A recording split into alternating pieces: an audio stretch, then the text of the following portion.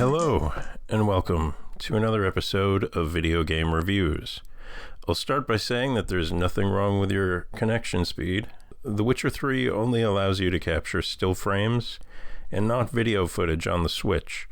That is, unless you're using an external device for video capture, which I don't have. So for that reason, I'm really going to try and streamline this episode. This is the first show I've done in almost 2 months.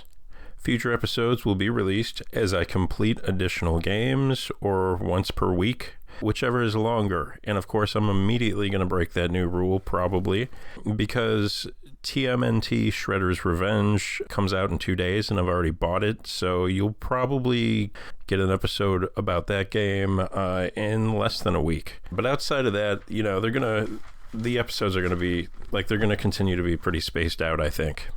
Pretty spread apart.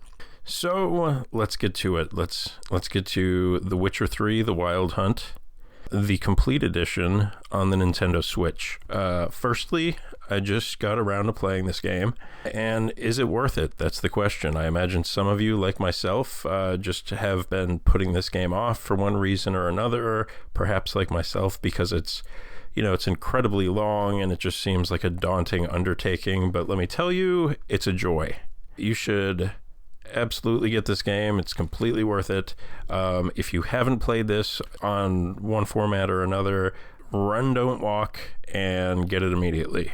I've heard other channels say that this is the best 3D open world game ever, and I would say that if it isn't the best, it's awfully close. And then secondly, if you kind of hated The Witcher 2 on 360 or PS3 or wherever you may have played The Witcher Part 2, welcome to the club. You do not have to be a fan of Part 2 to enjoy Part 3. I really did not enjoy Part 2, and I love Part 3.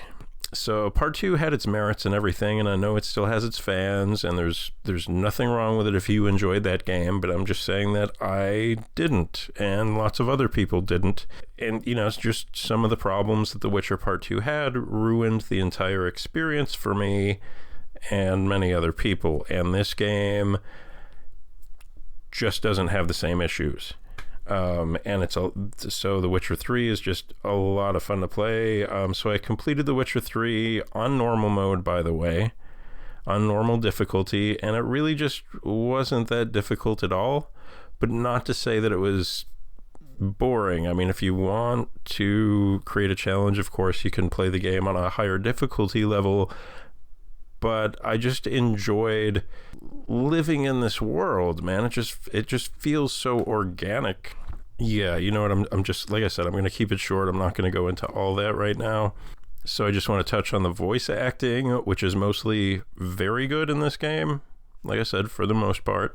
And then lastly, well, not lastly, but we're getting there. So the graphics, there are a lot of options in the Switch version that allow you to sacrifice a bit of resolution, or detail in exchange for performance or vice versa.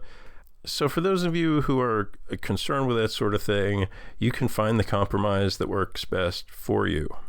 If you have other consoles and you're concerned about the appearance of the game, as always, the Switch, or as almost always, the Switch version is probably the least aesthetically pleasing version, but the visuals here were not an obstacle for me in the least. And, look, not to be rude, but if you're that hung up on graphics, you probably should just go buy a PS5 or a Xbox Series X or whatever.